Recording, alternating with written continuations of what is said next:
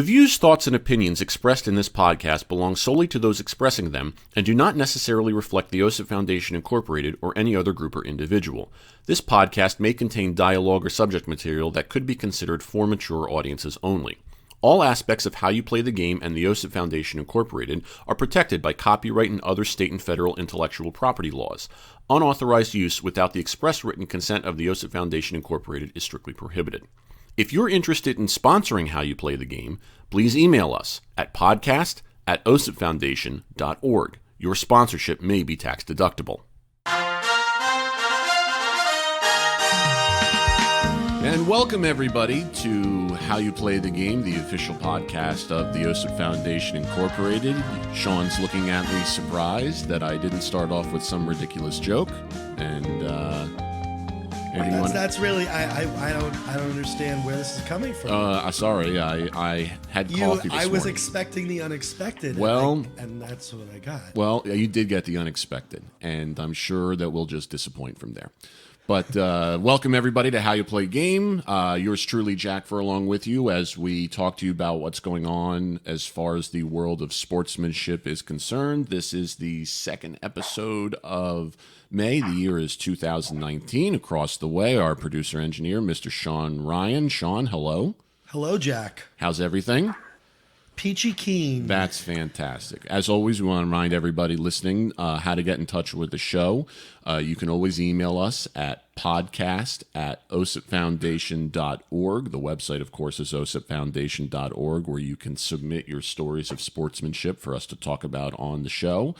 You can connect with us on social media, facebook.com/OSIP Foundation, Twitter @OSIP Foundation, hashtag How You Play the Game, and now Instagram is fully set up and raring to go. The handle is @OSIP Foundation. We have a very special episode today. Joining us today on the phone via technology that we don't fully understand, but that is still amazing to all of us, is the founder of morethanbaseball.org, Mr. Jeremy Wolf. Jeremy, it's Jack and Sean here at OSIP. How are you today? Thank you guys for having me. I feel like I'm having a conversation with both of my grandparents. Oh, that's perfect. Because I don't know how I feel about that. Well, I think that means that I am old and I'm senile. You're senile, so it works out perfectly. No offense, Jeremy. No. I don't know anything. No, don't worry. Jeremy, how old are you? I got to ask now. 25. Okay, so we've beaten you by 10 years, Sean? Lost by 10 years. We lost by 10 years, so you had a much better minor league career than both of us combined, so I think we're doing pretty well with that thus far. Jeremy, why don't you start by telling us a little bit about yourself, your organization, get the ball rolling and get us off the ground. Sure, yeah. More Than Baseball is a response to everything that's happening between Major League Baseball and the minor league players. There isn't a lot of relief for minor leaguers. They have to buy their own equipment, their own housing, their own food. In the offseason, they're on their own. They play on average 4.5 years, and then they're on their own after their careers are over. And when I was released by the New York Mets, there was nothing to fall back into, right? You play baseball your whole life. You know it's what you're going to do. You dream being a minor leaguer or a professional baseball player. And then when it's over, you don't know where to go next.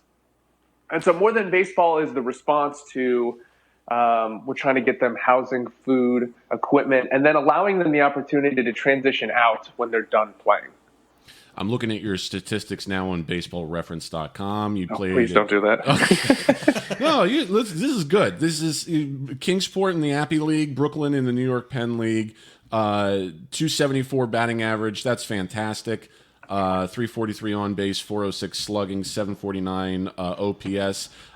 Really, the only disappointing things are 1 triple and 2 sacrifice flies. So I have to ask, were your teammates just terrible in getting on base ahead of you? I'll be honest. And now, because I don't think that there's anybody holding me accountable on the 2016 Kingsport Mets team, we were not a very high on base percentage team. We had, I think, in both of my years playing pro ball, we were the worst team in the league. But I don't know. At this point, does winning matter in the minor leagues? and we can have that conversation till we're blue in the face. Do my stats represent a good career? Well, somewhere Billy Beane is crying, and Yeah. I was going to, until this year, I would have said that would have caused the more people on the New York Mets to get injured. Unfortunately, that's now crossed town, and but still, at the same time, you've done something that I think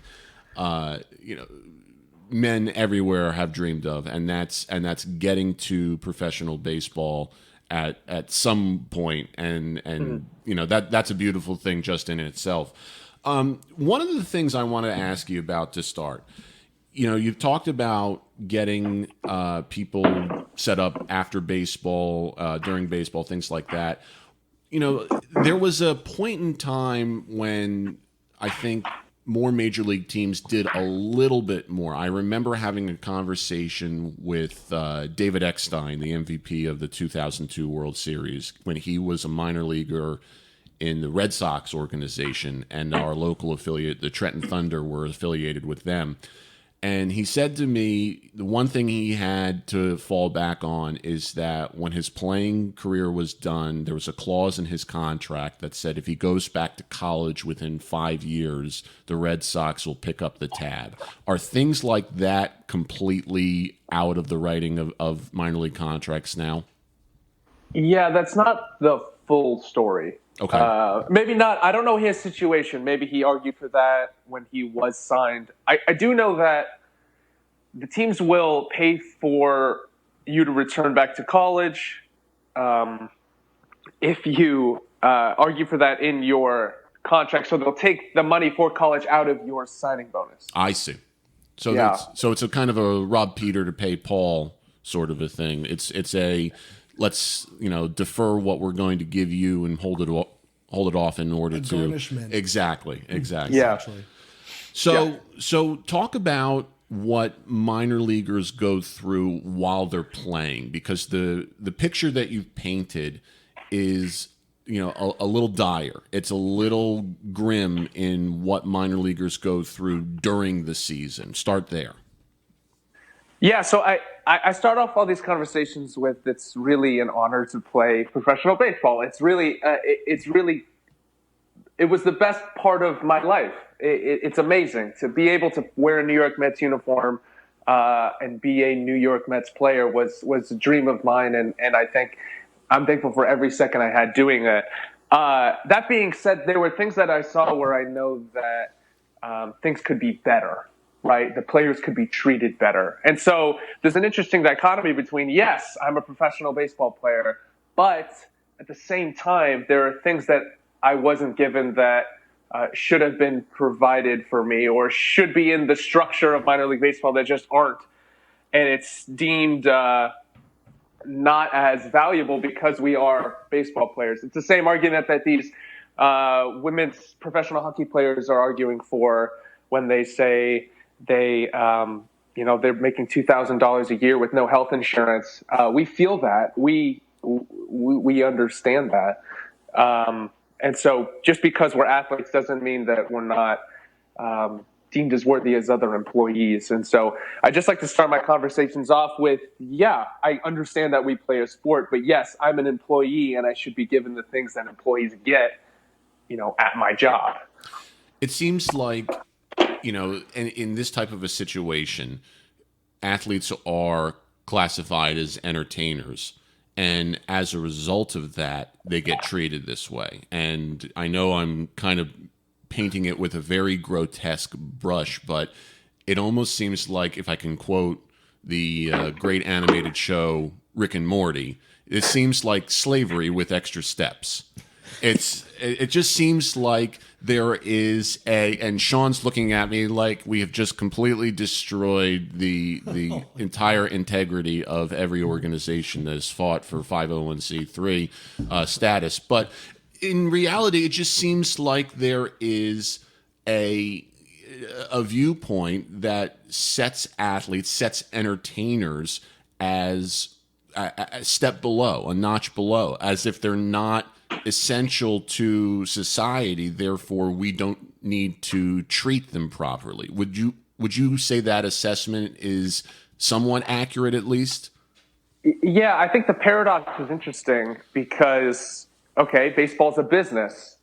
That means that the players should be considered employees, and they're not. And so, it's funny that the people that I speak to who say, they're just minor league baseball players, shut up and dribble, go play the game, we would do it for free, so you should do it for free, are defending billionaires who always vote against their own personal interests. So, as a minor league baseball player, there were things that I needed to perform at my job that I didn't have the opportunity to get from my employer. And More Than Baseball is a response to that. It's a response saying, well, what's something I can do to help a minor leaguer today? What's something I can do to make his life better so that he can perform at his job? Which leads us to what makes us valuable to a major league team? Well, if these kids are focusing solely on playing baseball, if 12 months a year they have the opportunity to train and improve their skill, then we're increasing player development because these players are going to perform better at their job. They're going to develop better. They're an investment, and the teams want to see those investments grow. And so for us as an organization, why would the Toronto Blue Jays partner with us? Because if we help their players are going to develop. And if those players develop, you can use them as a valuable tool and asset at the big league level, which is the purpose of minor league baseball. So we're improving player development as a whole and being a non-combative source of information to fans and teams and players to say, this is what minor league baseball is actually like. We don't argue for more money. We don't scream from the rooftops and say, hey, you need to pay them more. This isn't going to go away until they're making $25,000, $30,000, $35,000 a year like other professional minor league sports. So for us, it's what's something that we can do today, and that's being available for the fans, being available for media, consulting major league teams, trying to help a player make it to the big leagues, because 95% won't. But what if we get another one, right? What if what we do is helping guys get to the major leagues? So that's what we do in a nutshell. Jeremy, to echo your sentiment and to sort of piggyback on what Jack was saying before, both Jack and I by trade are musicians, and as baseball is a form of entertainment, so is music, and we can see the parallels with regard to us not being respected when other people could do it for free, as you said, Jeremy. That really kind of hits the nail on the head with regard to where Jack and I are at, where we feel like we're at a lot of the time. So this is something we can definitely relate to. What are your thoughts on that, Jack? Well, it's so funny because, in music, we get it now with the advent of certain technologies where anyone with an internet connection and a server and a guitar can upload their music and have it downloaded at whatever the demand is. So it's similar to that in that there's more access to it. With baseball, you still have to go through what would be the equivalent of the record companies. Mm-hmm. The teams still have to sign you. They still have to place you on a roster and whatnot. Yeah. But the theory is the same in that, there are people who wish they could do this and would do it for free, which is, altruistic, but slightly ignorant to the idea that this is still a business. There's still money changing hands. This is still how people make their living. It's their livelihood. And in a way, the people that do it for free, and as you said, it was altruistic, could almost be deterrent, or can be looked at as somewhat of a negative thing for people who are trying to do this for a living. Right. I don't know what are your thoughts on that, Jeremy? It's the same thing as imagine the people who go watch the games are the people who listen to your music on Spotify, and you can see that 10,000 people are at the games, you can see that 100,000 people are listening to your music on Spotify, and you don't see a dime of that. Yep. You're paid in the minor leagues by your team, and that team is federally exempt from giving you a fair wage. So I'm not going to be making money until I'm touring with the Foo Fighters, right? And so up until that point, up until I can make open for a major band, I'm not going to make money. It's the same thing. Now, you mentioned the federal exemption that teams have.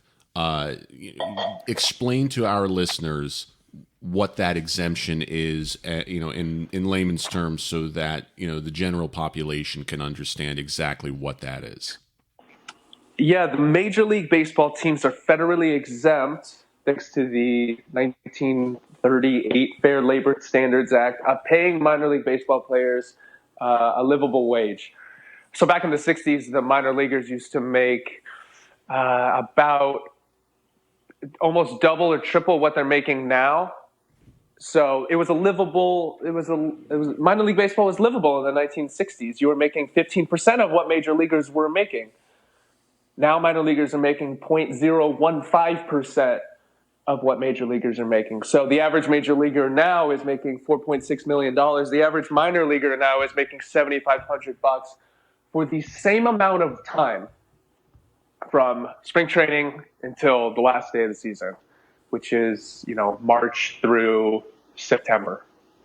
So over that time, over the last however many years, minor leaguers have just been left at the same level as major leaguers' salaries, the profits, the revenues. Even minor league revenues have, they're close to $1 billion a year because it's a good product, it's a good investment, it's a good thing to own a team. Warren Buffett owns a team.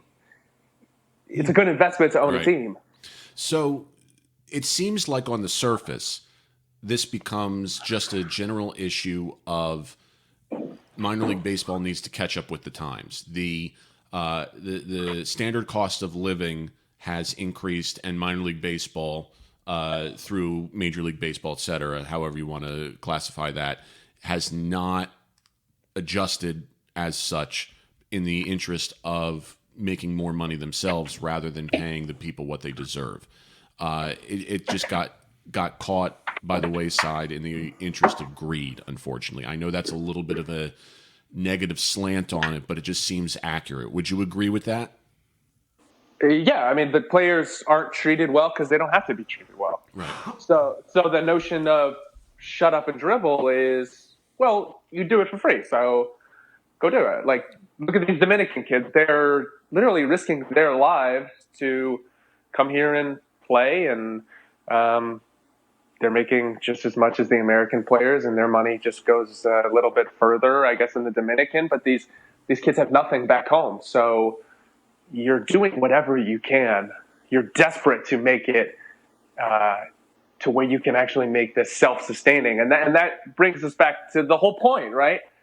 Playing minor league baseball is not self-sustaining, and are there things that can happen that will make it so? Well, yeah, the Supreme Court can overturn the rule, which isn't going to happen. The owners can pay them more, which they've shown that they don't want to do. Or we can build a nonprofit and help players individually and specifically and scale the goodwill of helping guys try to succeed. So when it comes down to what we are trying to do as an organization, it's just helping my friends and helping former teammates and helping minor league baseball players so that they don't have to sleep on an air mattress in the kitchen of an apartment with 6 other people. It's a sad fact that they can't afford beds, and they can't afford baths, and they can't afford equipment. That's what we're trying to fight. Yeah, that's the most mind-boggling thing. You think that, I mean, they have to get their own equipment. You don't. I don't understand why the team. Well, I'll throw this at you. I can understand why, a minor league ball player would be on the hook for his own equipment. That'd be like you and me being on the hook for our own instruments. Your instruments. I guess. However, it would make sense to me to say that a minor league team should at least be providing the basic essentials such as reasonable living quarters and food, which is difficult for this. I mean, Jeremy, can you tell us any either personal or stories that you've heard that are, for lack of a better term, a horror story of something similar to these air mattresses in the kitchen and whatnot? Yeah, so, it's just the classic notion, all minor leaguers will understand that, if there's not enough food before the game, and because you have 25 teammates that took a second meal before you could, go over and get your food, you're going to be hungry before the game, and you can't leave the field, and you can't really leave the clubhouse. What, are you going to go eat a hot dog before the game? So, eating McDonald's after the game is normal. There's not enough food, or if you're tired of Jersey Mike's for the no offense, but if you're if you're tired of Jersey Mike's for the last 7 days in a row, it how am I supposed to perform at a professional level and improve when my diet supplied by the team is not sustainable food? If it's bread and turkey, how am I peanut butter and jelly sandwiches before the game is not going to make me it's not the right way to feed, high performance athletes. So we're just trying to give these kids who are playing now the opportunity to eat good, healthy food. And we partner with a company called Elements Nutrition, and they have freeze-dried foods, and you can boil water and pour water in the bag, and for 10 minutes you sit and wait, and then you can eat a really, really good, nutritious meal for the same amount of money as you'd be spending at Cookout and McDonald's and Taco Bell after the game. And so, the horror is, as a professional baseball player, I ate a lot of fast food because that's all I could afford. To counteract that, we're trying to give kids, for the same price, access to really, really healthy, nutritious food. The better we eat, the better we sleep, the better we're going to play. The better we play, the better we're going to develop. And the better we develop, the higher chance we're going to have to make it to the major leagues. And so it all comes back to, we're trying to get these kids to the major leagues. It almost seems like you could go off on a separate tangent there and say the better we play, the more the fans are going to come out, even at the minor league level. I mean, it's a smaller scale, but the bottom line still will increase for those who own the team. So this is, from a certain point of view, a very win-win situation if it gets funded and fueled. And because the more that they invest in their team, the more that their bottom line is going to increase, assuming that those decisions were the right decisions. So, and if I can jump in, the minor league teams are most of them are independently owned from major league organizations. Right. So the minor league team's job is to get people to the ballpark, and the major league team's job is to provide the entertainment. Exactly. If the minor league teams jump in and say, "Hey, we'll help house them," and then if you house them, feed them, equip them, they're going to play better. If they play better, you're going to win more. If you win more, you have more opportunities to get fans to the ballpark, and you make more money. Right. It seems obvious. It seems too easy. Exactly. Yes. It reminds me of a story. I was just thinking about this the other day. When I was in 8th grade, which, Jeremy, this was back when dinosaurs roamed the earth. I know you wouldn't understand, seeing how you're so much younger than us. But I remember dinosaurs. Remember dinosaurs, Sean? Yeah. So it was on Friday nights on TGIF. Wow. Go outside and think about what you just said.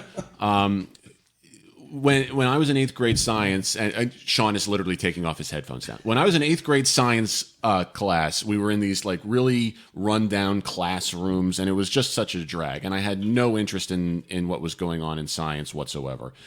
The school went through a remodel during the course of the year, and they opened up this wing for all the new science classrooms. And halfway through the year, we moved into this brand new state-of-the-art room. And although my interest in science didn't increase, my grades did, because I took more of an interest with what was given to me. And it seems like it's the same thing here. If you provide the players with the resources, they're going to want to perform. They're going to want to do better. I mean, like you said, it seems like a gold mine, and yet they're hesitant to go down this road. I talk to people in player development all the time, And what they tell me is we're, not trying to fuck them up. That's really all it is. We're trying to draft the best players, and if we don't mess them up, they have a higher chance of making it. And from my perspective, it's bring us in, allow us to work with you and your teams, and allow them to focus on training in the off season. Right. Right. I know a kid who works at Target in the off season for 8 hours a day because he needs to make money for him and his family. And he was like a 12th round draft pick. And so how is he expected to perform at the highest level when he has a 9-to-5 job in the off season and his competition is training 12 months a year?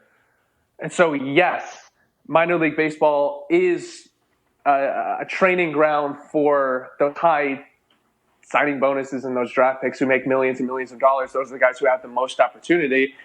The $1 million guys have $1 million worth of opportunity, but you have 4,000 guys who aren't the $1 million guys. You have thousands and thousands of players who come in every year who aren't $1 million signing bonus guys. And these guys, I'm not saying it's a right that they should be given. I just say they should have the opportunity to perform and succeed just like everybody else. But Right. It's a caste system in itself to say, like, the highest, wealthiest are going to make it and the lowest, poorest aren't. Like, I had $5,000 worth of opportunity. Right. That's why I played only 2 years. I didn't perform. Even if I hit 350 with 12 home runs or 15 or 25 home runs, I still would have been the 31st round draft pick who got $5,000, who can't really throw from the outfield. So, And your sacrifice fly rate would be so much higher too. I mean, we if just went I over hear this. another sabermetrics out of you guys, Don't worry, we hate it too. Don't worry. Yeah. I think what's really interesting about this too is that, again, I don't want to make this into any sort of a political statement or anything like that, but the route that you guys are taking is so admirable because what you're doing is instead of fighting the machine per se, you're saying, okay, we're going to take what we've been given, this situation, etc., and we're going to look to improve upon it. It's very much akin to some of the stuff that we talk about in sportsmanship, in that rather than look at the call that you disagree with, take that and figure out where you can go from there. The marathon sprinter or the marathon runner doesn't look at the spot on the ground where he tripped and starts coming up with excuses over that. He gets up and he keeps going. If you don't like a pitch that was called a strike, rather than make a big deal about it, you get back in the box and you try and do something with your at bat. And this is the same thing here in that you're saying you're assessing the situation. You're saying it's going to be difficult to get the Supreme Court to overturn this. It's going to be difficult to get owners to help us out. We're going to just do what we can to make the best of the situation. And this intrinsic way of doing it is going to be so successful in that. And to me, that gives it more meaning. That gives more fuel to the fire. That drives it more to say we're going to make this succeed. It's almost very Martin Luther King like, in like the silent protests and whatnot. It's not the exact same thing. Nobody's marching on Washington yet, but it has its similarities. What can you talk to us about that? Yeah, it's if you can't beat them, join them. Right. Okay, so can we build a union? No, that's impossible in minor league baseball. There's such an influx of new players every single year that there's no opportunity to build an infrastructure of organizing. So you can't build a union. Okay, so how else can you affect change? You can sue Major League Baseball. Well, that's the reason for the Save America's Pastime Act. You literally cannot sue Major League Baseball anymore for fair wage. Okay, so you can't sue, you can't build a union, and your friends are still hungry without beds or anything. So a nonprofit is the way to go. Could we have been a for-profit?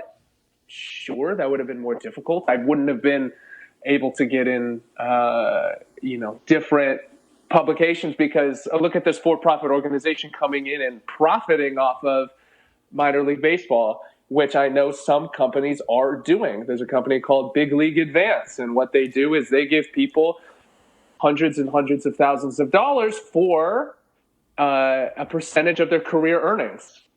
So if you give a Latin guy $500,000 and he has the opportunity to make it to the big leagues, well, you giving him $500,000 for potentially a percentage of $100 million in the next 5, 6, 7 years. So what's that kid going to do? Say, no, I don't want the $500,000 now. So there are companies that are coming in and saying, well, look at how bad these minor league baseball players are being treated. Let's come in and give them money for a percentage of their potential career earnings.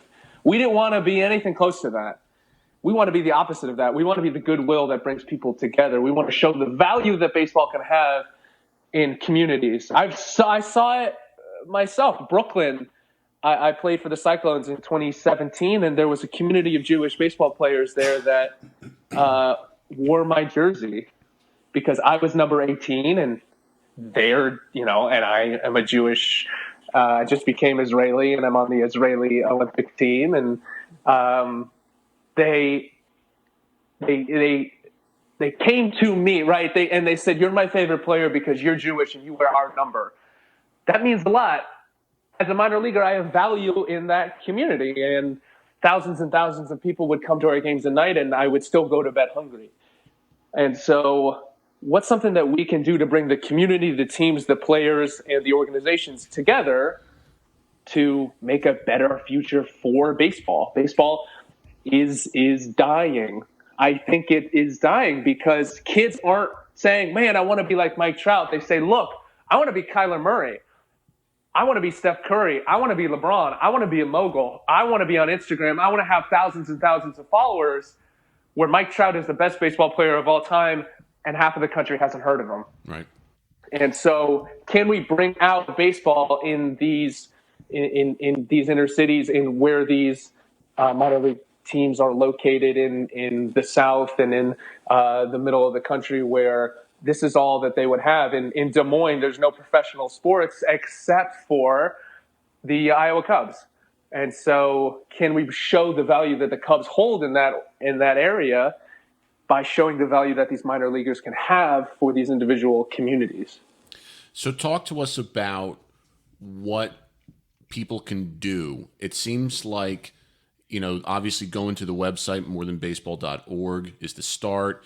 Donating, pledging, etc., and not only what they can do, but what their pledge does. What is it that their money goes to when they generously donate to your cause?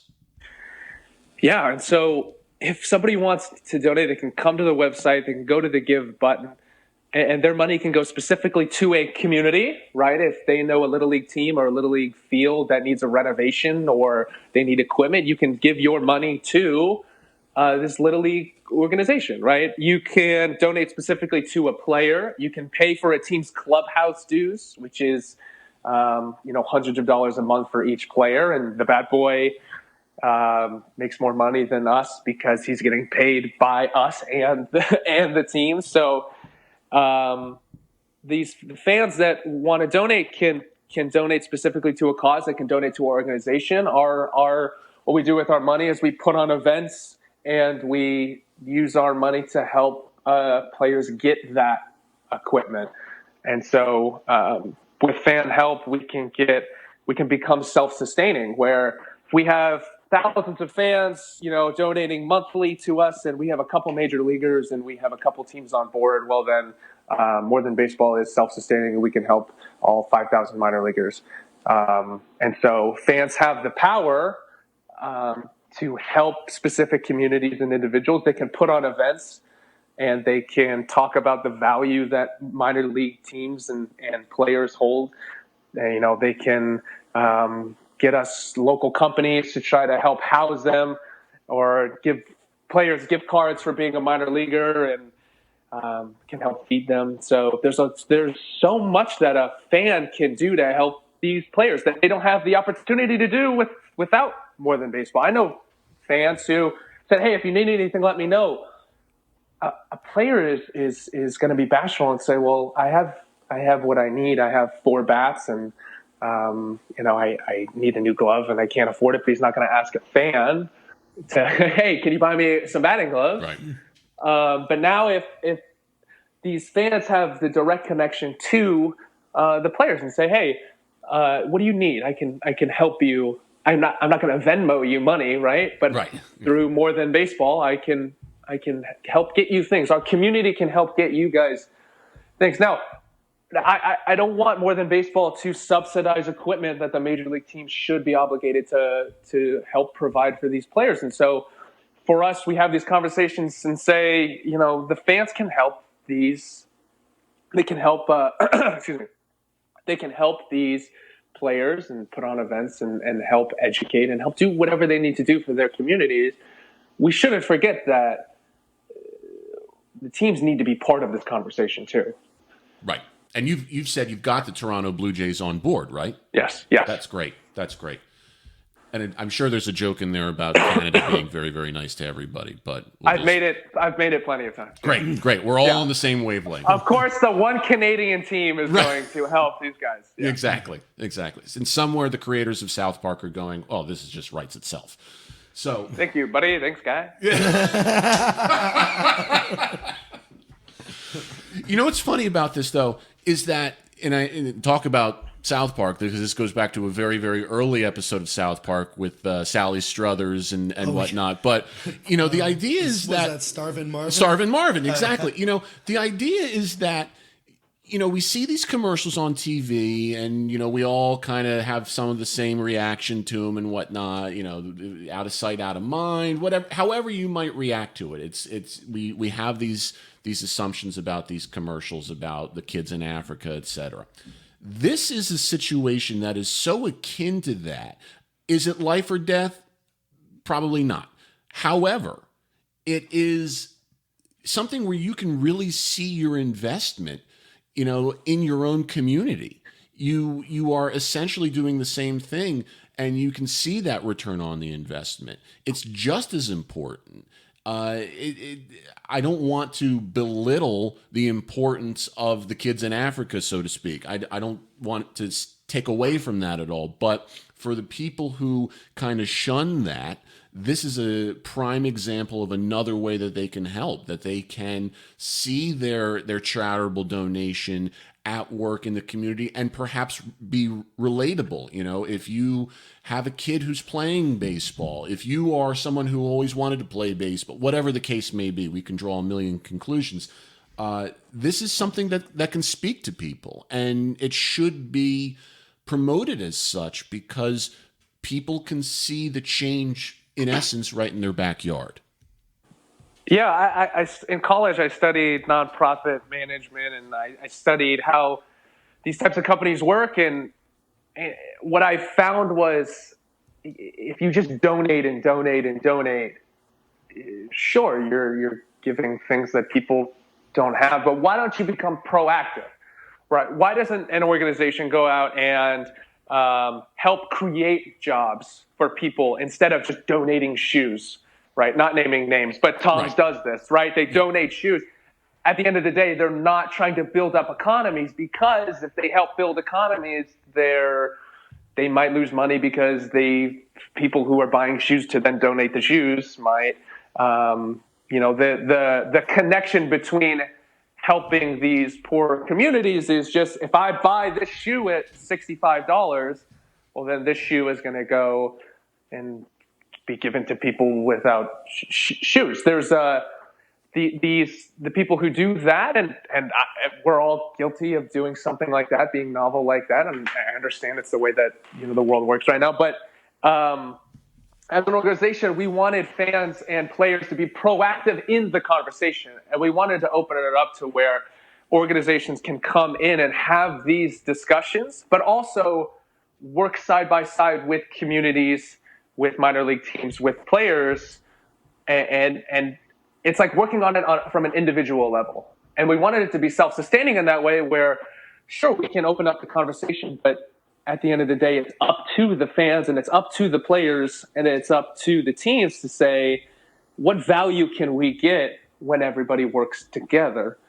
And so, if a fan donates $50 and a kid gets a case of bats, sure, that's phenomenal. That's something that wasn't here when I was playing. That's the fact that we're able to do that is enormous.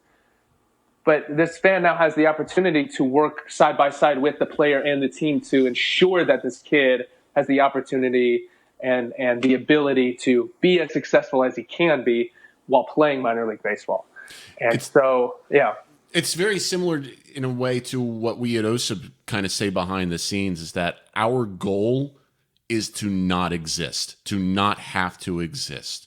And there's a pandemic on our hands with poor sportsmanship, with violence and acts of aggression about this kind of stuff. And we want to do things and encourage people to do things. Yeah, you can just throw money at the problem. That's one thing. And we're happy to take it and we're happy to use it in a way that we find fulfills our mission statement. But our ultimate goal is to get people to realize that you can't treat other people poorly in the context of sports. And we don't want to have to exist. We shouldn't have to be here, but we are.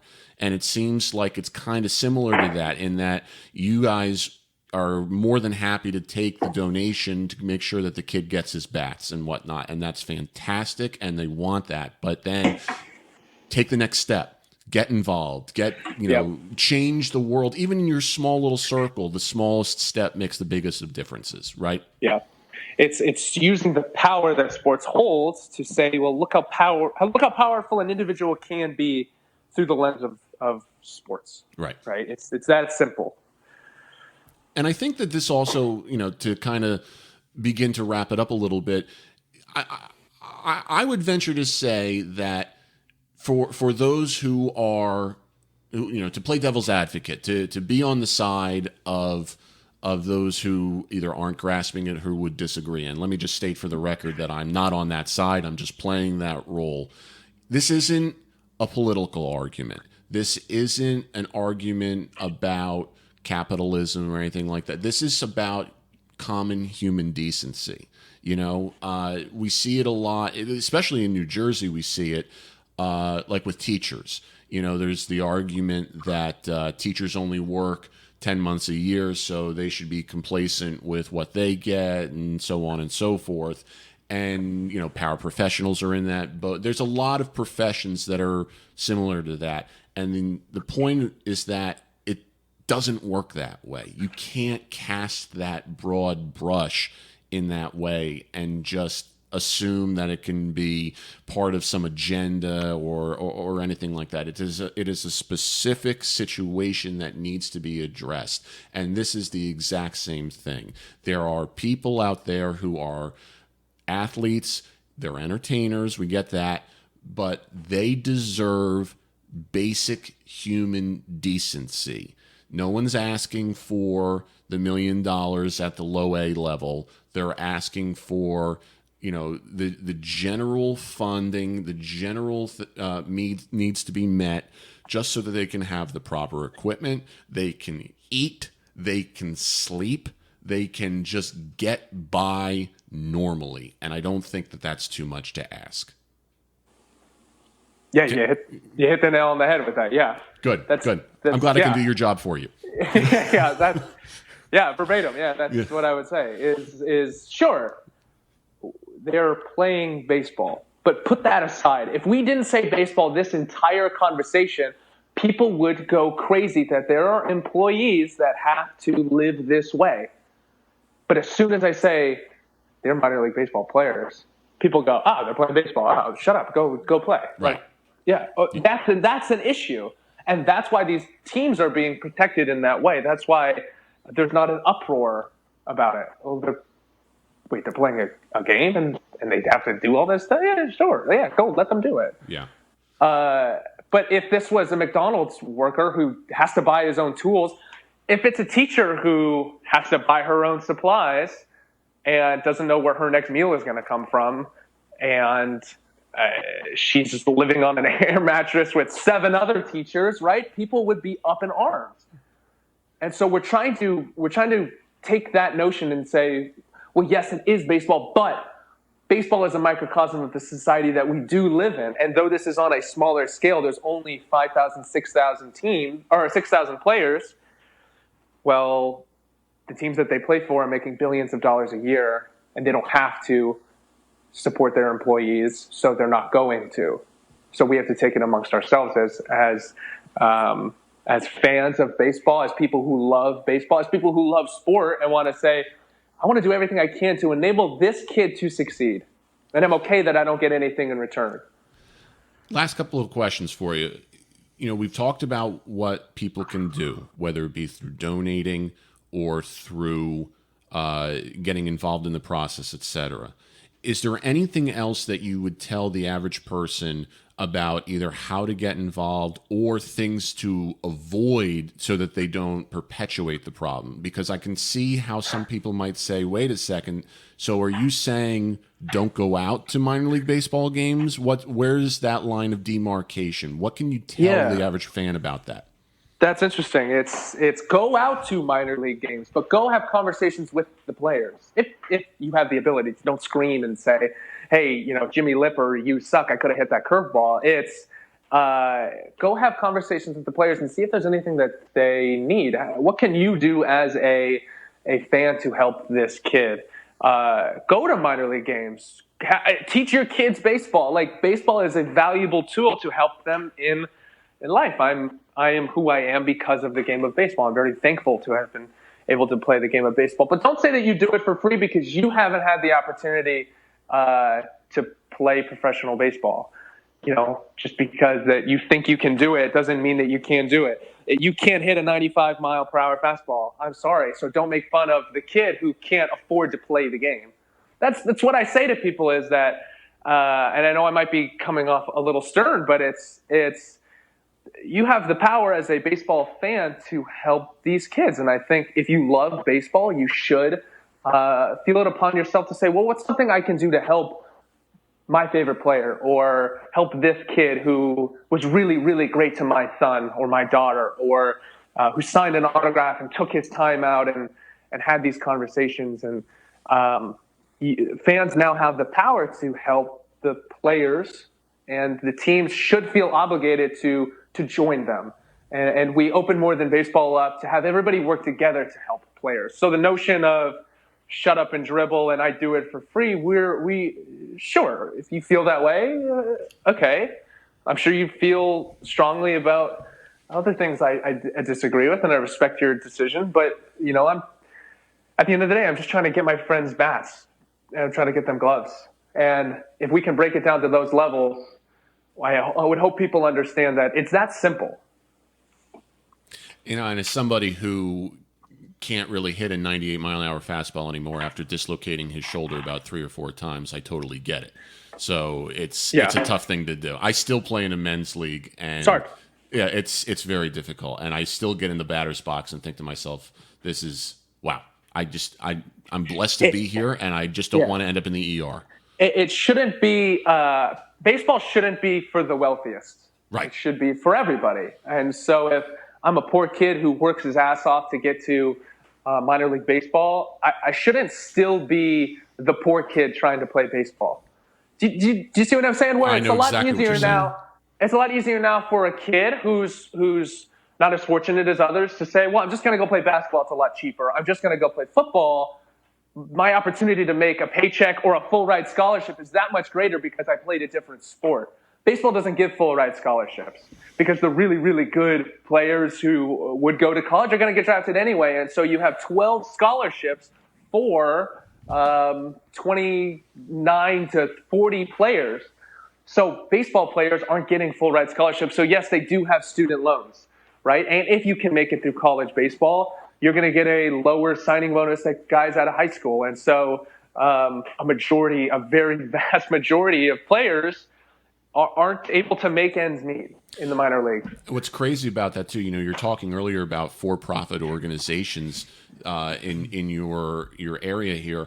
I mean, we see it in New Jersey with a lot of the travel programs. You know, there are these programs that basically just pop up, and are money-making machines, and they say, we're going to invite all these players in, all these teams in, we're going to play tournament after tournament after tournament, and basically these kids get so burnt out, they're playing baseball 12 months a year, which is in itself not the bad thing. It's that they're playing 12 hours a day, and that it's just they're being fed these hopes and dreams, and it's just not that simple. There's so much more that goes into it, and there's unfortunately more and more people trying to take advantage of that, and this is where people need to wake up to reality a little bit. It's not the way you think it is. It's different. Yeah, baseball is more white than it ever has been in major leagues. It's older than it ever has been in the major leagues, and kids, when they have to decide between football, basketball, and baseball, what the hell are they going to choose, right? Look at Kyler Murray right there. Exactly. Are they going to choose the sport that is old-fashioned and you tuck in your shirt and you wear belts, right? And it's really expensive and you can't pimp and you can't, show emotion. It's very stern. And if you do something, you're going to get hit with a 90-mile-per-hour fastball. Do I want that?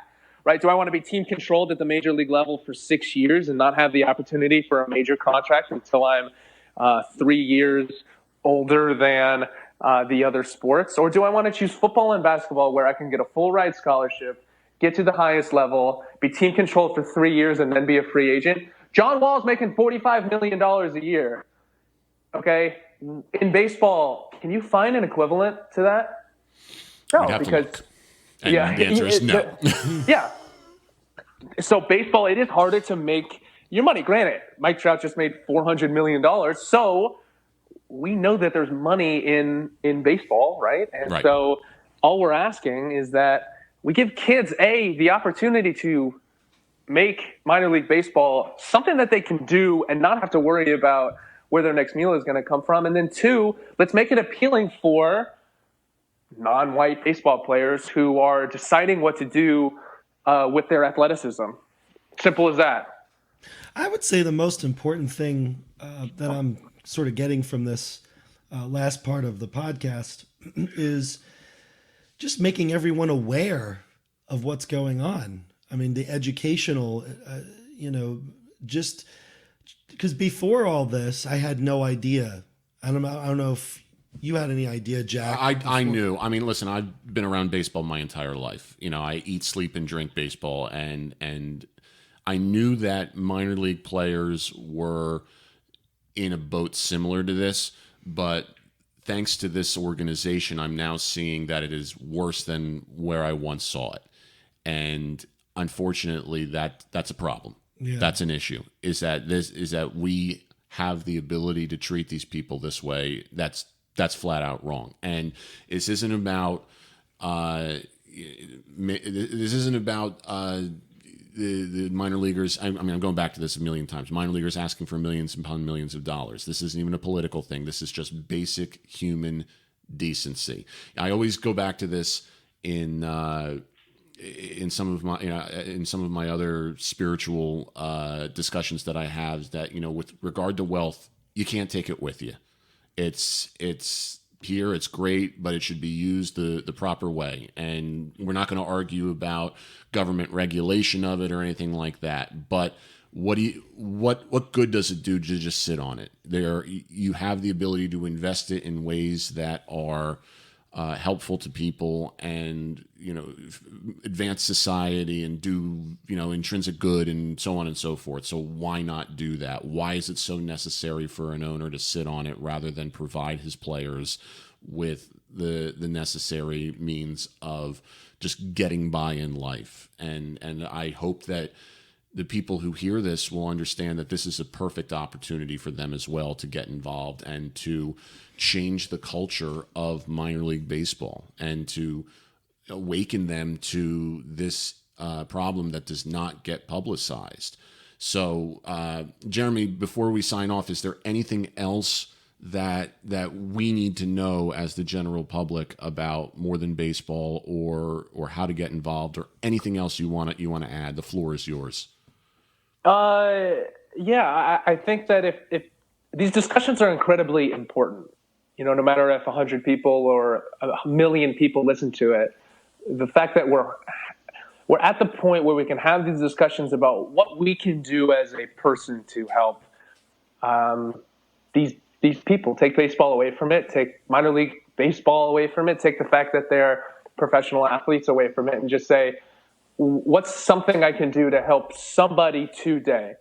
And I know my money is going to go to a good place, because we show you where your money goes. It's not going to go into a pot and we're not going to pull from it. It's, if you want your money to go to something specific, we can show you the outcome of that. And even if you don't, if you say, hey, we have one donor who's giving $25 a month, it's incredibly important for us to thank her every month and say, what we did with your money this month is we helped feed a kid. We helped buy a mattress. And so, for us, if you have the means, you now have the power and the ability to help a player without belittling him because he chose this line of work, right? Now he has the opportunity to succeed like everybody else. I want my friends who are still playing, who are going to play until they're 27, 28, to when they're done playing, have something on their resume of value, so that they're not doing an entry-level job or just going into high school coaching or teaching. Not that that's a bad thing, but they shouldn't be punished because they decided to play minor league baseball for 6 years. And so that's where all of this lies, is let's help educate and feed and give professional assistance and guidance to minor leaguers, because it's the right thing to do, and we have the power now to do it. And so we have one of 30 teams, and we want to get 29 more, and we want to work with them to help provide opportunities and career assistance and housing and food and help to their employees, which brings me back to, we shouldn't have to do that. And so if Major League Baseball or the MLBPA wants to bring us in and help facilitate that we can get out of everybody's hair in 3 years when we establish something and put something in place that can structurally help players. Until then, we're going to do this work because someone's got to do it, right? I saw too many players struggling. And I'll give you just one last story, is that Sure. There's a kid in the Dominican. I'm not going to say what team he plays for, but there's a kid in the Dominican who has cancer. And he wants to buy his family a house. And playing minor league baseball didn't give him the opportunity to make enough money to get his family a house. Okay, sure. But, he has to pay for some of his medical bills. And he doesn't have the ability to really get an education out of playing minor league baseball to then provide assistance to his family back in the Dominican. He came in, he played, he had cancer, so, bad luck, and he's now back in the Dominican. We have to be able to give international players the opportunity to succeed just like American players. And so I know the conversations like this are, yes, incredibly important, but we can't forget people who are living in shacks down in the Dominican. And yes, they're professional baseball players, but we should help educate them as well, and we should help, their futures, not just when they're baseball players, but we should be obligated to help them when they go home and they're not professional baseball players anymore. It speaks to the perfect overlap at the foundation of both your organization and our organization, where the Venn diagram meets in the middle, and that is that the golden rule still exists, and that's to treat other people as you would wish to be treated, whether that is in the terms of sportsmanship, where you wouldn't attack another person verbally or physically over athletics, or you want to stop some of the injustices within minor league baseball with the way that people are living. It's just do your part to make sure that if you were in those shoes, you would want to be treated a certain way. It's not that difficult. It's basic human common sense. And I think that's what all of us are asking the people who are hearing this message. So yeah, it's help where you can help. Exactly. You now have the power to help something you weren't able to help before. And Right. so, as a fan of baseball, to do your part. Exactly. And it's not a political message. It's not. No, not at all. It's supposed to be about general human decency. It's supposed to be about you as an individual have an opportunity to advance society, and we as people need to take those opportunities and do that in the way that we feel called to do. And we just hope that we can appeal to those people to get the message across. Do what you can, whether it's financial or not. Get involved, donate your time, your talents, whatever it is. If you have it, use it. It's that simple. So Jeremy, I can't thank you enough for being here with us today. We really do appreciate it, and we wish you all the luck with More Than Baseball. And I hope that 29 other teams get on board and that you are able to make such a huge difference in the world of baseball, athletics, and entertainment. Yeah, thank you guys. Really appreciate the time. It's our pleasure. Thank you, Jeremy. Our guest again, Jeremy Wolf of morethanbaseball.org. Please visit the website, get involved, and do your part. So that about wraps up this edition of How You Play the Game. We thank you all for being here with us. Thank our guest, Jeremy. Sean, thank you for your part as well. Thank you. We will, of course, see you all in June, or you'll hear us because, podcasts are audio. That's how the technology works. But thank you again. And until next time, everybody, please treat each other with respect. How You Play the Game is a production of the OSIP Foundation, Incorporated. The producer-engineer of this episode is Sean Ryan. Music by Soundspring Studio. The executive producer of How You Play the Game is Jack Furlong. For more information, visit osipfoundation.org.